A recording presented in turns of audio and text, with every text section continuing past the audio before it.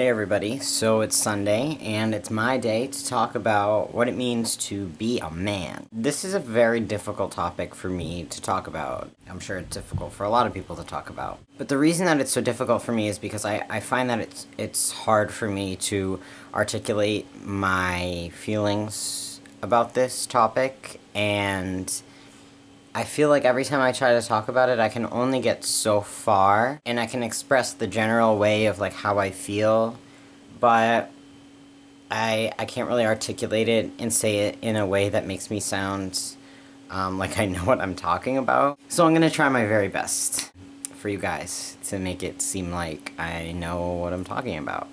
So as you know, this week we are talking about what it means to be a man. Let's go right ahead and separate out the two categories. There is society standards of how men should be men, and there are, let's call it, my standards. I know that a lot of people are with me on that, but I can't really lump everyone into one category because that's the problem at hand, right? Is that everybody is lumping men into one category and saying that there's only one standard of masculinity and there's a formula, so to speak, of how to be a man. I don't even know where to start on this. When I first started transitioning, I tried really hard to conform to society's standards of masculinity. Everywhere I went, I deepened my voice, and I made sure that I was talking to everybody like this, versus my normal voice register, which is sort of more up here. I made sure that I was wearing the clothes that were more masculine looking. You know, looser fitting things, less tight fitting things. Made sure never to buy anything, you know, from the women's side of the store. I refused to get my nose pierced, to get a nose stud, because I thought it was too feminine. Like, I always was weighing out what was the most masculine option that I could do, and I was going for it.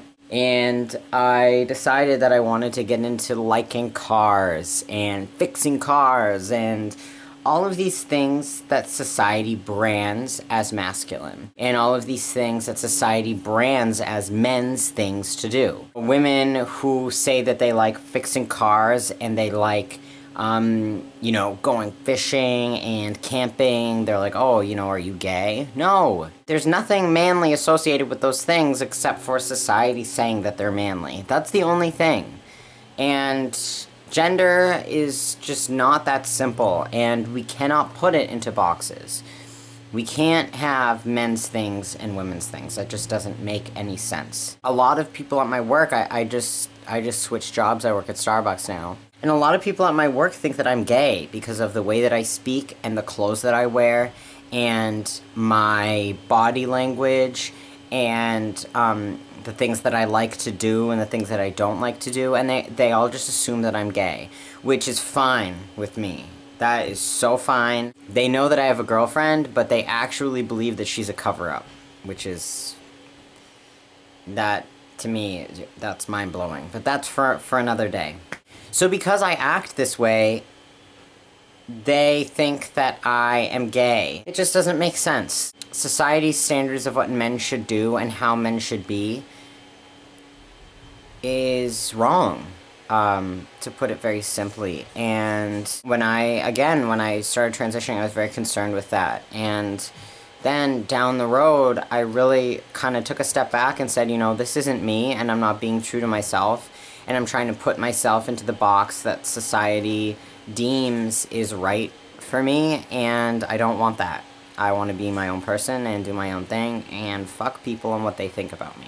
I think that a lot of people feel forced to act certain ways because of their gender, or their perceived gender, even. And this is just so problematic in ways that I can't even articulate, because no one should feel forced to act certain ways because of their gender. Just like trans guys shouldn't feel forced to act, or cis guys, not even just trans guys, but since this is a trans channel, I'm just trying to make it relevant. Guys shouldn't feel like they should have to act a certain way to impress people, or, you know, whatever. And neither should women. It's funny because I know a lot of women who feel that they need to wear makeup and they need to shave their legs and their underarms, and they need to do these things because they're a woman. When in reality, that makes no sense. You don't need to do anything. I just said that some people feel forced to act certain ways because of their gender. So let's take it a step further. What happens when we don't act in these ways? If you don't act, if you're a woman and you don't act the way that society expects you to act, you get harassed. People think that you're a lesbian, and same with men. When men don't act, you know, tough and manly and everything like that, you know, because I don't go to the gym, people call me a pussy. I get harassed about it. And a lot of things in my life, because I don't do certain things or because I do certain things, I get harassed and people call me a girl. Like, oh no, so what?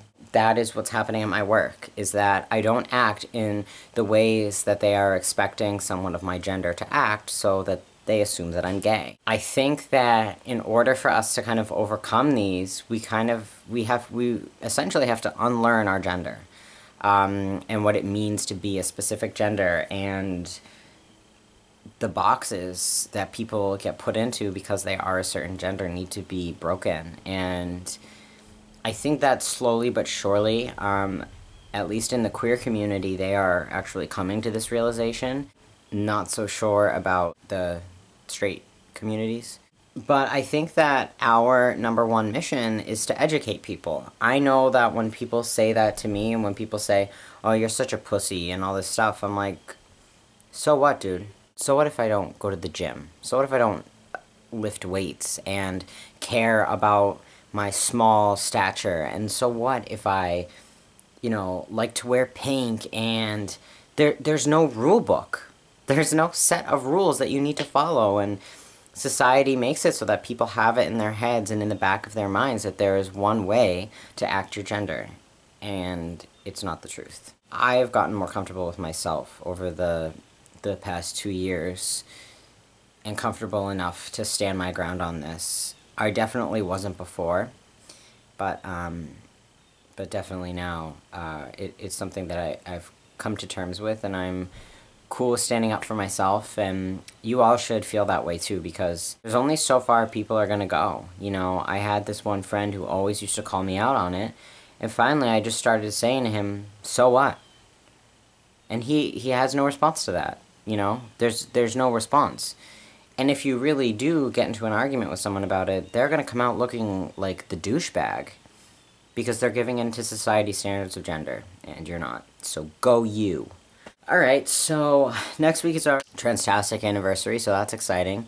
So stay tuned for those videos. They're going to be super fun, and I'm probably going to like throw confetti or something. I wasn't planning on doing that, but now that I said it, I'm going to have to deliver. So get ready to see me throw some confetti, and I'll see you all next week.